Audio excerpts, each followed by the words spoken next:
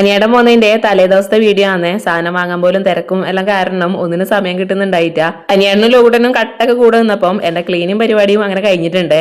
അമ്മക്കിന്ന് രാവിലെ തന്നെ കുറച്ച് ഉണ്ണിയപ്പത്തിന്റെ ഓർഡർ ഉണ്ടായിനെ. അതെല്ലാം കഴിഞ്ഞിട്ട് അമ്മ ചാവടിക്കാൻ വന്നിട്ടുണ്ട്. അനിയേട്ടൻ പോകുന്നതിന്റെ തിരക്കും കാര്യങ്ങളെല്ലാം ആയതുകൊണ്ട് നമ്മളെ ഗിവ് അവേ വിന്നർക്കുള്ള ഗിഫ്റ്റ് അയക്കാൻ ചെറുതായിട്ടൊന്ന് വൈകിട്ടുണ്ട്. ഇന്ന് ഏതായാലും അനിയേട്ടന് പയ്യന്നൂർ പോയിട്ട് ആവശ്യമുണ്ട്. അപ്പൊ ഞാൻ ഇതാ കയ്യോടെ ഓർമ്മിച്ച് അനിയേട്ടനെ കൊറിയർ അയക്കാൻ വേണ്ടിട്ട് ഏൽപ്പിച്ചിട്ടുണ്ട്. അയച്ചിട്ട് ഉച്ചയായപ്പോ തന്നെ സാധനം കയ്യിൽ കിട്ടിയിട്ടുണ്ട് എന്ന് പറഞ്ഞിട്ട് ആള് മെസ്സേജ് അയച്ചിട്ടുണ്ടായിനി. ഇന്നത്തെ വെയിലും കൂടി കൊണ്ടുകഴിഞ്ഞാല് നമ്മളെ മഞ്ഞൾ ഉണങ്ങി കിട്ടിയിട്ടാ. ഇട വാർപ്പിന്റെ മീത്ത നല്ല നട്ടപ്പൊരിയുന്ന വെയിലാണ്. രാവിലെ ഉണക്കാനിട്ട ചവിട്ടിയതാ എല്ലാം ഉണങ്ങി കിട്ടിയിട്ടുണ്ട്. ഞാനും അമ്മയും താഴേക്ക് ഇറങ്ങി വരലും മുറ്റത്തൊരു ഓട്ടോ വന്ന് നിൽക്കലും ഒരുമിച്ചായിരുന്നു. നമ്മളെ വസന്തക്കുട്ടി ഇതാ ലാൻഡ് ചെയ്തിട്ടുണ്ട്. കൂടെ അനിയന്റെ ഭാര്യയും മക്കളും കൂടി വന്നിട്ടുണ്ട്.